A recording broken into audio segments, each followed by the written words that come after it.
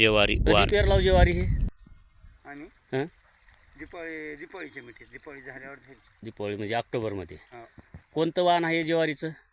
इटोबा. इटोबा. हो. उतार कसा आहे याचा?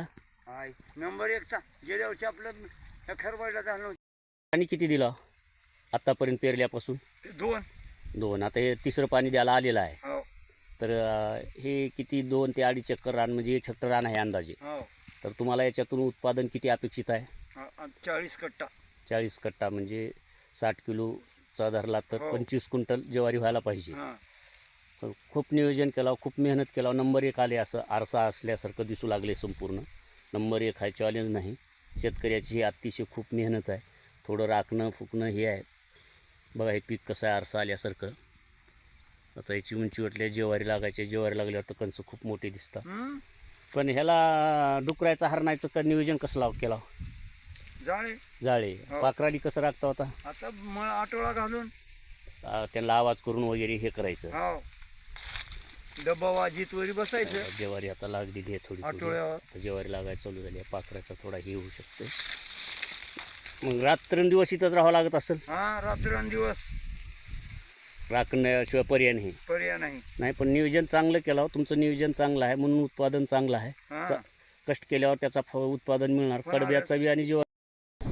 जोंधळा वाऱ्यावर कसा डोलतो जोंधळा, घाम गाळूनी मातीतूनी मोती पिकवले, पांढरे शुभ्र त्याची भाकर बनूनी ताटात टाकूनी पोट भरिले, बळीराजा अन्नदाता कष्ट करूनी उघड्या अंगानी उन्हाचे चटके खात, अनवानी पायानी चटके खात, काट्या कोकणात घुमून रात्रींचा दिवस दिवसाचा रात्र करूनी सोनेरी मोती पांढरे शुभ्र मोती पिकवले, हा हळुवार जुंधळा वाऱ्यावरती डोलतो. शेतकऱ्यांनी पेरलेलं आहे विटोबा जातीचं ज्वारी वाण. हे अतिशय उत्पादनदायक आहे. कसं पीक आले बघा. कणीस असं वट्टा असल्यासारखं इकून जर थाळी फेकून मारली तर कडला जाईल असं 1 लेवल पीक आहे बघा. हे 2 एकर म्हणजे 1 हेक्टर जवळपासचं रान आहे बघा. हे किती नंबर 1 हे आहे. आणि याचा उतार चांगला आहे. उष्ण कोरड्या हवामानात येणार आहे. साधी जमीन लागते. ह्याला पाणी पण जास्त लागत नाही. आता जे आपण ज्वारी बघतो हे बघा ज्वारी कशी आहे. एवढं शेतकऱ्याला एवढंच आहे. पाखरं राखावं लागतात आणि डुकरा हरणाचा त्रास आहे. त्याच्यामुळे तिकडे त्यांनी जाळ्याची सोय केलेली आहे. लोक तिकडे तसं नेट लावले. तिथं पण असं नेट लावावं लागलं जाळं. पण नंबर 1 हेक्टरी 30, 25, 30, 32, 28 जस मेहनतीनुसार नियोजनानुसार उतार देणारी ज्वारी आहे. ही ज्वारी अतिशय खाण्यासाठी मऊ भाकर, तोंडात भाकर विरघळते. आणि दुसरी गोष्ट अनेक आजारावर चालणारी ही ज्वारी आहे. पीक एवढं अतिशय उत्तम आहे. हे आता दिसूच लागले पीक ना बघा. आता हे 4 कंट्या पीक कसं दिसू लागले बघा. हे कुठं तरी चढ उतार हे काही आहे का बघ नाही पिकामध्ये. बघा ज्वारीचं हे कशी ज्वारी आहे बघा. आता हे कसं दिसत आहे पीक. पाखरं आहेत. पाखराचा थोडा त्रास होतो आता इथून पुढं. आता सोलेला आहे. पाखरं त्यांना आवाज देऊन काहीतरी हे करून हे करावं लागतं. हरण डुकर पाखराचा त्रास होतो. पण इथून पुढे आता हरणं खात नाहीत. फक्त डुकरांचा आणि पाखराचा त्रास तर पाखरं राखावं लागतं. थोडं आटोळा करून त्यांना थोडा आवाज देऊन हुसकावून लावून. हे बघा कसं पीक आलेलं आहे नंबर 1. चॅलेंज नाही सोअरली.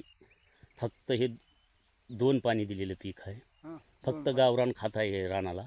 गावरान खताचा परिणाम रासायनिक खतापेक्षा हे सेंद्रिय शेती करणं चांगलं आहे. गावरान खत घातलेलं आहे बघा. हे ज्वारी किती अतिशय किती असं मनमोहक दृश्य आहे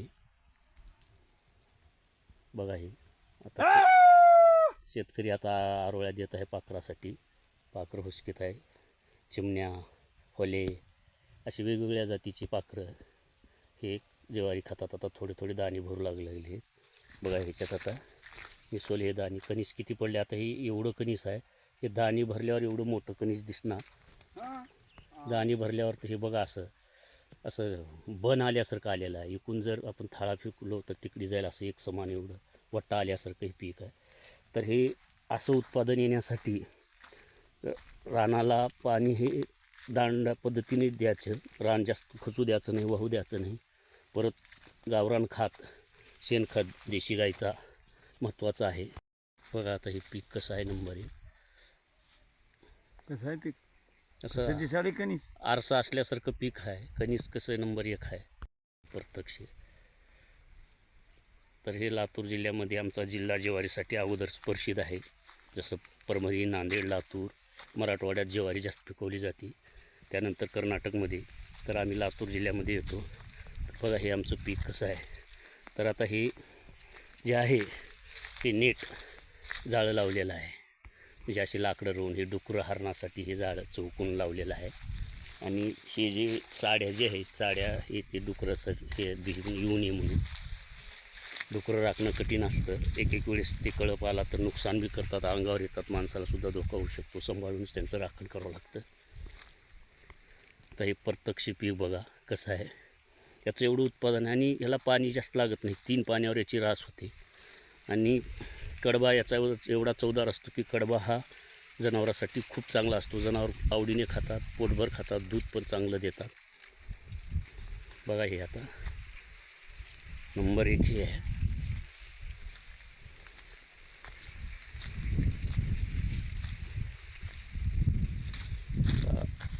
वावर मोठा आहे.